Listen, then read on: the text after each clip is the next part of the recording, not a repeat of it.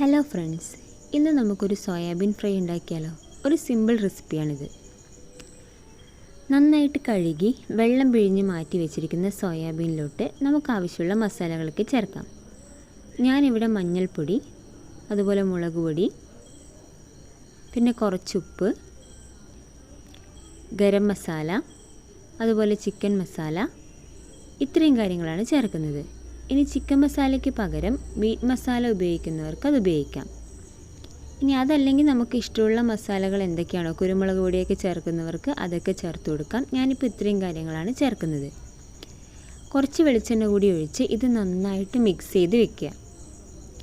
ഈ മസാലകളൊക്കെ സോയാബീനിൽ നന്നായിട്ട് പിടിക്കാൻ വേണ്ടി കുറച്ച് നേരം അത് റെസ്റ്റ് ചെയ്യാൻ വേണ്ടി വെക്കാം. ആ സമയം കൊണ്ട് നമുക്ക് കുറച്ച് വെളുത്തുള്ളി, ഒരു 4-5 അല്ലി വെളുത്തുള്ളി തൊലി കളഞ്ഞ് വെക്കുക.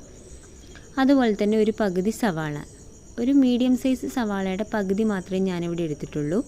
ഈ ഒരു സ്റ്റേജ് ഓപ്ഷണലാണ്, വേണമെന്നുള്ളവർക്ക് മാത്രം ഇത് യൂസ് ചെയ്താൽ മതി. ഇനി പാൻ അടുപ്പത്ത് വെച്ച് അതിലോട്ട് ഓയിൽ ഒഴിച്ചു കൊടുക്കുക. ഓയിലോ അല്ലെങ്കിൽ വെളിച്ചെണ്ണയോ എന്താണോ നമ്മുടെ പ്രിഫറൻസ് അതിനനുസരിച്ചിട്ട് ചേർത്ത് കൊടുക്കാം. ഞാനിവിടെ വെളിച്ചെണ്ണയിലാണ് വറുത്തെടുക്കുന്നത്. വെളിച്ചെണ്ണ നന്നായിട്ട് ചൂടായ ശേഷം നേരത്തെ നമ്മൾ മസാല തിരുമ്മി വെച്ച സോയാബീൻ അതിലോട്ട് ഇട്ട് കൊടുക്കുക.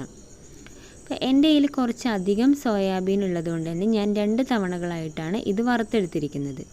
അപ്പം ഈ ഒരു പരുവാകുന്ന സമയത്ത് നന്നായിട്ട് നല്ല ഗോൾഡൻ ബ്രൗൺ ആയിട്ട് നന്നായിട്ട് മൊരിഞ്ഞ് വരുന്ന സമയത്ത് ഇത് നമുക്ക് വേറൊരു പാത്രത്തിലോട്ട് കോരി മാറ്റാം.